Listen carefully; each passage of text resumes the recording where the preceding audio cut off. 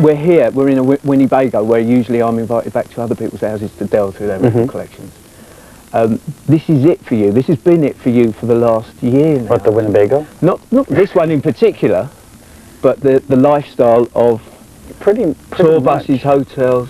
Yeah, and it's funny how, I mean, it's strange because I'm really comfortable with it. I mean, I talked to a lot of my friends back in New York, and they just can't imagine. They're saying, like, how can you stay in a different place every single day? Since Play was released, I counted, I've been to 266 different cities. So it's like you wake up and you do interviews, and then you have a meal, and then you perform your concert, and then you get on the bus and you drive to the next place. I mean, that's all I do is travel. But how can I complain about that?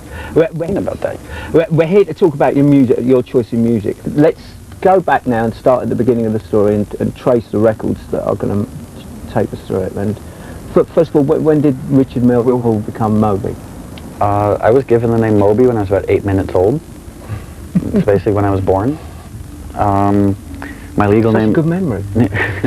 My legal name is Richard Melville Hall, but my parents thought that was too big of a name for a little baby, so they just started calling me Moby, and it stuck. And it's been well documented how the name arrived. It was because is it your great something or other wrote Moby Dick, Herman Melville, and apparently a great book, but I've tried to persevere with it a couple of times at school and just never made it through it. Have you ever read it all the way through? I've started reading Moby Dick, I think 3 or 4 times. I've never finished it. Maybe it's my MTV generation attention span. I don't know. Another artist whose popularity came along at the same sort of time as Roxy and was sort of walking the same sort of line was, of course, David Bowie. Fan of his? Yeah, well, David Bowie's actually a neighbor of mine now. I can see his apartment. I can see his apartment from my apartment, and we've played some concerts together and done some remixes for him. So, strange now to know, one of the greatest pop icons of the 20th century is now an acquaintance of mine. Again, were you there with him from the beginning? Because not so much from the beginning. I mean, I didn't buy the Laughing Gnome when it came out, but I mean, certainly Bowie I knew because Bowie was much more successful in the States. Roxy Music were never successful in the States, really, up until Avalon, and but Bowie had great success from the early records as well. Two bands with very strong, you've pointed out, theatric leanings. Yeah. Does this worked its way into you as well as an influence? I mean, I like rock theatricality, but I'm much more interested in nice songs.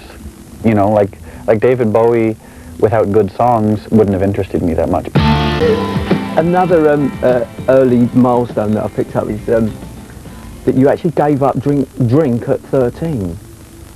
Kind of. Well, is this just one of those banner headlines that gets spun out each time? Yeah. Okay. I think it's time for me to go. I have to go perform. I think you are needed by the masses out there, mate. But I really, really appreciate that. And if I have to leave you with something, off of the Twin Peaks theme, Falling, track number 11. Okay. Which is that with Julie Cruz singing? That's the Twin Peaks theme, but with Julie Cruz's vocals. Listen, I really appreciate taking my pleasure to do this. Wish I could stay longer. Thanks a lot, mate. Let me show you. Oh, it's a tiny space. Take care. Have a good one tonight. All right, mate. Thanks.